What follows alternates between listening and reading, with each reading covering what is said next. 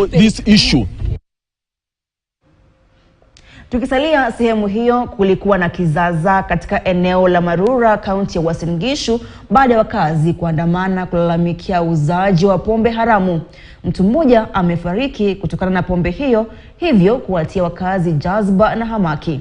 Mwenzangu Elvis Kosgei na maelezo zaidi.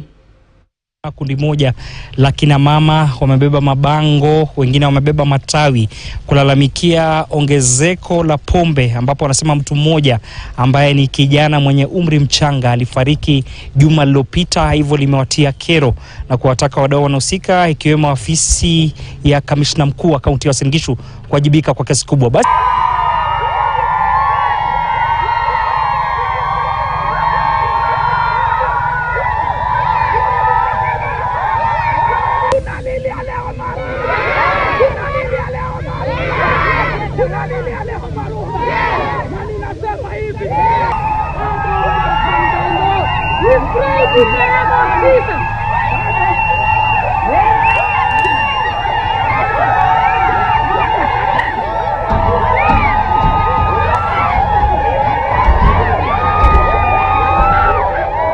wachane leo tuko na zaidi ya wachane 20 kwa hiki kijiji. Na kwa sababu ya pombe. Tumechoka mama yetu Recho. Ulichakuliwa kwa wakati huu kama mwanamke kwa Biblia. Simama dada yangu, funga kiuno ili tusito wachane tena. Tuna uchungu ya kutosha. Tuna uchungu ya vijana yetu, tumesomesha watoto. Alafu watoto hawasai tena. Hakuna watoto. Watoto wetu hawasai tena, alafu mnatuambia tuunge serikali. Serikali wapi? Wapi nyinyi serikali wakati tunafika watoto wetu? Mimi naomboleza mtoto yangu kijana mwenye alikuwa na ujuzi mingi, degree, amesoma degree, ni engineer, ilikuwa ni tegemeo kwa Equator Flowers. Tunalia sana, hakuna mwenye tunabless. Shoni wa juzi ambao amekufa as a result of dawa za kulevya pamoja na pombe kali.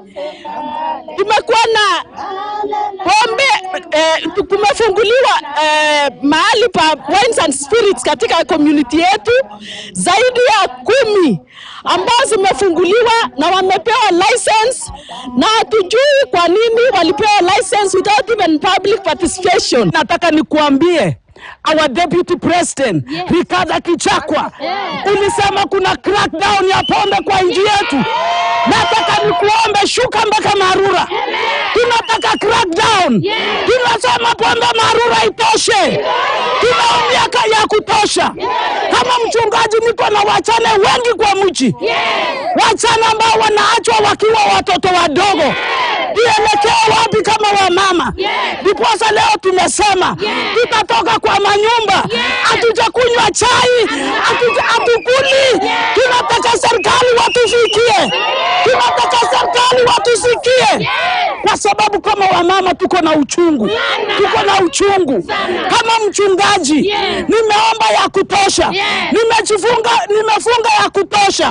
Ni wakati wa serikali kufanya sehemu yao. Asante. Gachagua karibu. Ndio kina mama kutoka katika eneo hili la Marura, kaunti ya Uasin Gishu, wakipaza sauti zao hususan kwa wadau wanaohusika kuweza kulitathmini jambo hili ambalo wanasema kwamba limekuwa kero na vijana wengi tu wamefariki dunia hasa kutokana na unywaji pombe. Kutoka kwangu Elvis Kosgei, sina la ziada. Narejeshea pale studio. Amen.